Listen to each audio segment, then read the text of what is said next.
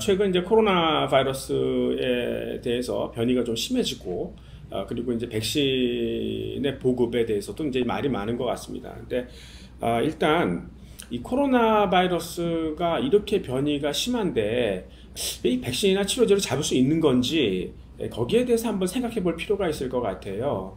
일단, 안 교수님은 어떤 생각 갖고 계신지 한번 좀 들어볼 수 있을까요? 네, 제가 추적 관찰하고 있는 것은 전 세계의 그 코로나 바이러스의 변이의 빈도와 그다음에 네. 그것의 시간에 따른 변화인데요.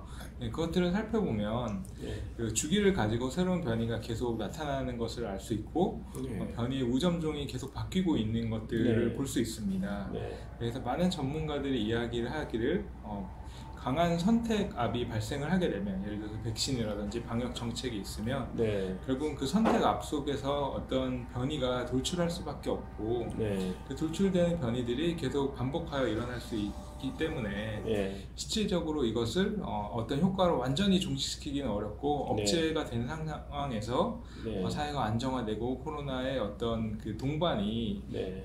인간과의 동반이 안정화되지 않을까, 그렇게 생각하시는 분이 많아서 네. 네. 저도 그것이 어느 정도 설득력이 있고 네. 많은 사람들이 공감하는 부분이라고 생각합니다. 바이러스는 이게 좀 퍼지게 되면 그 안에서 자기가 계속 이제 이 자신을 복제하지 않습니까? 그 과정에서 에러가 나타나면 이제 그게 변이다. 그래서 초반에 잡지 못했기 때문에 이런 변이가 좀 심해졌다라고 주장하는 그런 측면도 있는데, 사실 이 코로나 바이러스 자체가 굉장히 좀 변이가 심한 약간 발전된 형태의 바이러스다, 이렇게 볼 수도 있는 거 아닙니까? 네, 거기에 대해서는 잘 모르겠습니다. 그러니까 어떤 종이든 예. 유전적인 어떤 특성에 대해서 그 종의 다양성을 확보하는 속도를 가지고 있는데, 네. 코로나 바이러스가 그것이 다른 종보다 더 빠르게 변이하는 속도인지 네. 아닌지에 대해서는 정확한 보고는 현재는 없고요. 네. 네. 뭐 혹시 지우셉 박사가 여기에 대해서 뭐 그 견해가 있습니까?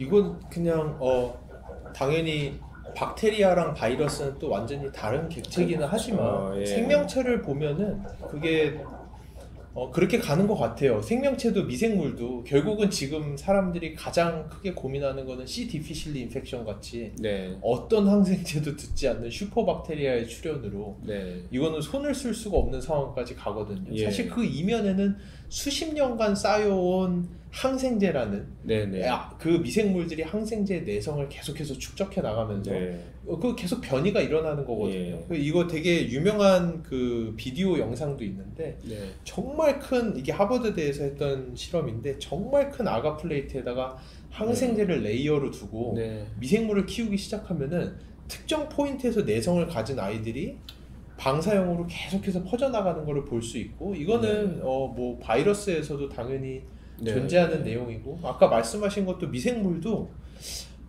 다른 그 항생제 내성의 유전자를 수집하는 컬렉터도 있고, 네. 막 뿌려주는 애도 있고, 아무 유전자나 오면은 막 받아들여서 변이가 빨리 일어나는 애도 있고, 그렇지 않은 애도 있고요. 예. 그렇듯이 아마 코로나 바이러스 특성 자체가 이 변이에 조금 더 특화되어 있지 않을까? 이거는 저는 바이러스 전문가가 아니라 미생물을 하다 보니까 미생물에서 이런 현상을 항생제 내성을 통해서 많이 봐와서 예. 저는 그렇게 생각을 합니다. 그래서 우리나라에 그 항생제 그 대가가 계세요. 근데 이제 그분이 예전에 이제 LG 생명과학에서도 일을 하셨었고, 근데 그분이 난 포기했다. 두 손 두 발 다 들었다.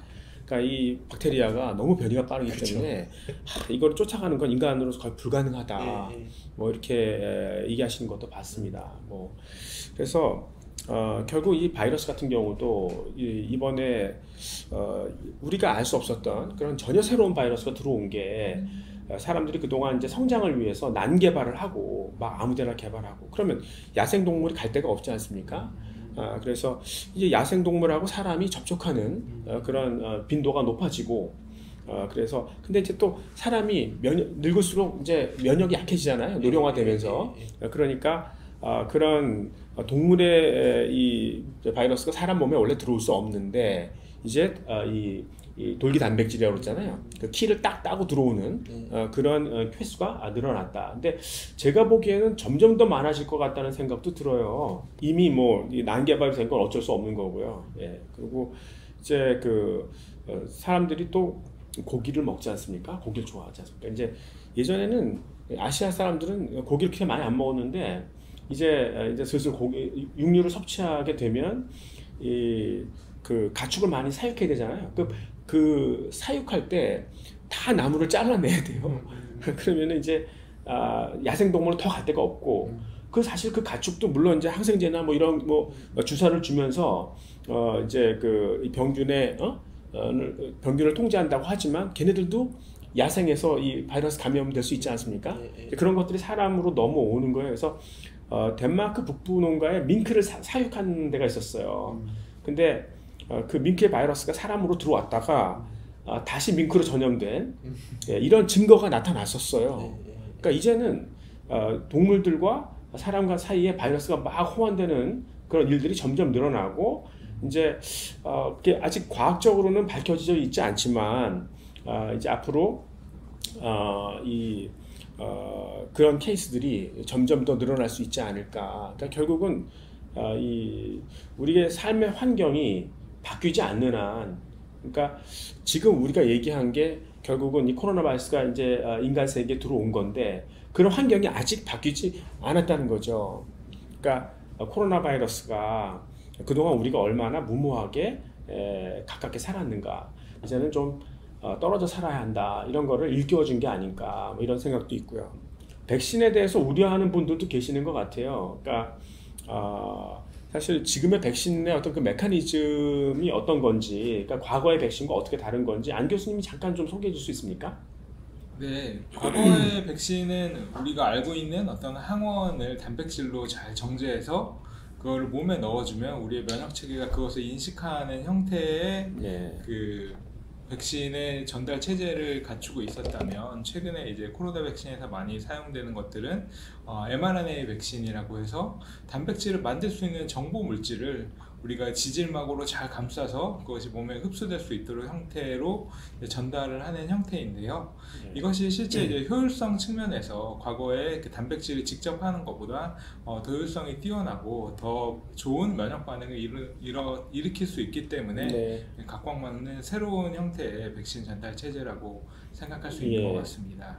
과거에는 이제 과거의 그 백신과 조금 최근에 차별화 뒀던 거는 이제 이 바이러스의 그 RNA 있지 않습니까? 그거를 절편을 띄워가지고 사람 몸속에 집어넣지 않습니까? 그러면은 그 바이러스의 RNA가 사람의 그 단백질을 만드는 과정이 있지 않습니까? 그러니까 DNA에서 이제 RNA로 이제 전사, 그러니까 트랜스크립션 되고, 그 다음에 RNA에서 이제 원하는 단백질로 만드는 그 트랜슬레이션, 그 과정을, 사람의 그 단백질 만드는 과정을 자기가 이용하는 거 아니겠습니까? 그러니까 지금 우리가 이게 나쁜 건지 아닌지는 잘 모르는데요.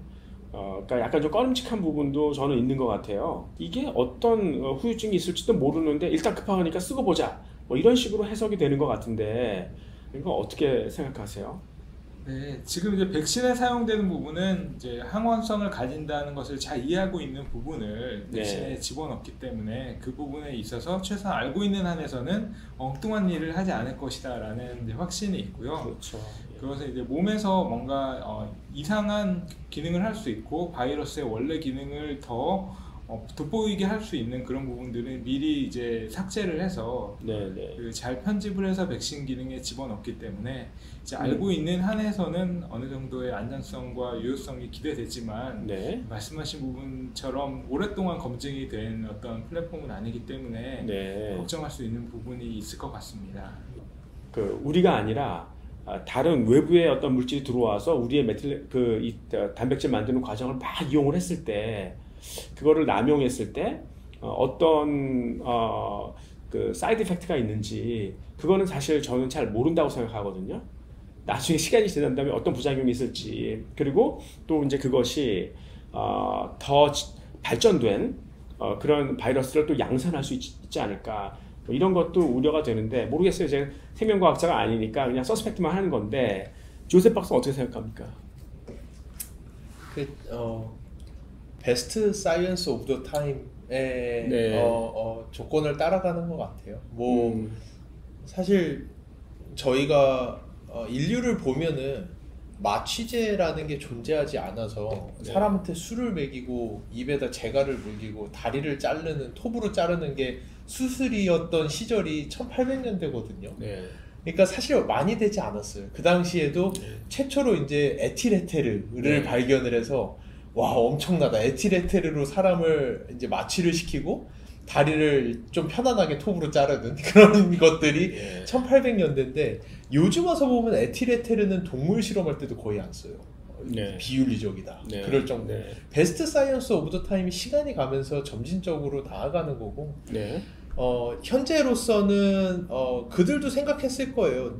커먼 센스죠. mRNA를 몸에 넣어서 뭐 많이 발전은 있고 여러 군데서 이미 난치병에서 이제 시도된 적은 있지만 이 mRNA가 사람 몸에서 뭐를 어떻게 하지? 100년 뒤에 어떻게 되지?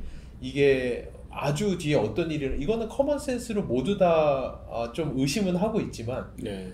현재 베스트 사이언스 오브 더 타임인 거죠. 사람은 코로나는 이렇게 심각해지고 빠르게 개발하고 네. 빠르게 생산할 수 있는 것이 그거다 보니 네. 단순히 과학자적 입장뿐만 아니라 경제, 정치적인 여러 가지를 네. 융합을 했을 때 네. 최상의 선택이다. 이것이 네. 베스트 사이언스 오브 더 타임이다라고 선택을 하는 것 같아요. 하지만 네. 그게 에틸에테르와 같이 나중에 이제 200년 뒤에 보면 야 우리가 그 시절에는 그런 짓도 했다라는 이야기가 네. 될 수도 있을 거고요. 예, 저도 예. 그렇게 생각을 합니다. 그러니까 이제 사실 사람만 죽는 게 아니라 경제가 죽으니까요. 예. 그 사이드 이펙트가 엄청난 거죠. 그렇죠. 그래서 지금은 사실 나를 위해서 맞는 것보다는 남을 위해서 사실 이 치사율이 얼마 안 되잖아요. 이거 뭐 사실 인플루엔자보다 낮은 것 같은데요. 그리고 이 코로나가 점점 인간과 좀 친화를 하면서 치명률은 약간 좀 치사율은 좀 떨어지고 그다음에 숙주와 함께 같이 동반을 살아가는 대신 저염성은 높아지고 뭐 이렇게 이제 적응해 나가는 그런 과정인 것 같은데 나를 생각하면 안 맞아도 되죠. 뭐 그러니까 아직 그 정도 버틸 수 있다 네. 생각하는데 이제 남을 위해서 맞아야 되는 네. 그런 상황이고 근데 하나 껄찍했던 게 내가 이거를 맞음으로 해서 다음번 더 발전된 이 코로나 바이러스를 내 후세에 넘겨주는 거 아닌가 이런 생각도 했었어요. 예, 근데 그런 부분은 이제 좀 조셉 박사 얘기한 대로 조금 나중에 생각해야 된다.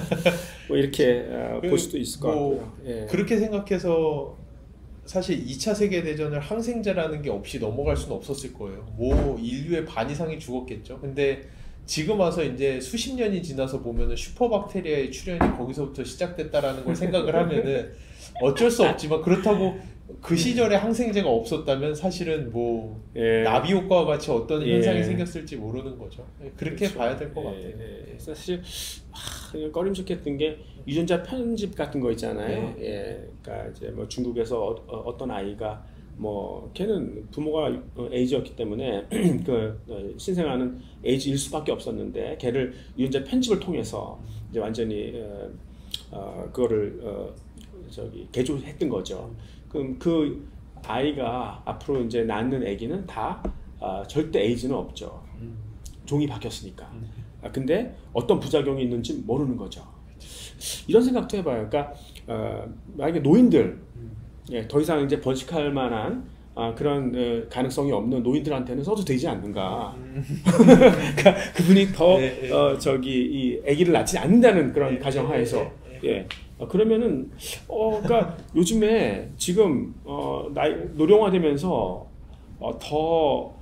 이 치료법은 굉장히 절실해지는 것 같아요. 그러니까 불치병이 많아지는 거죠. 뭐 알츠하이머부터 시작해가지고. 예, 근데 그런 것들을 유전자를 바꿔가지고 확실하게 치료할 수 있다. 저는 최근에 한번 유전자 편집하는 그 세계 회사 주식을 샀어요. 그래가지고 골고루 조금씩 사놓고 기다리고 있어요. 예. 재밌는 생각 아닙니까?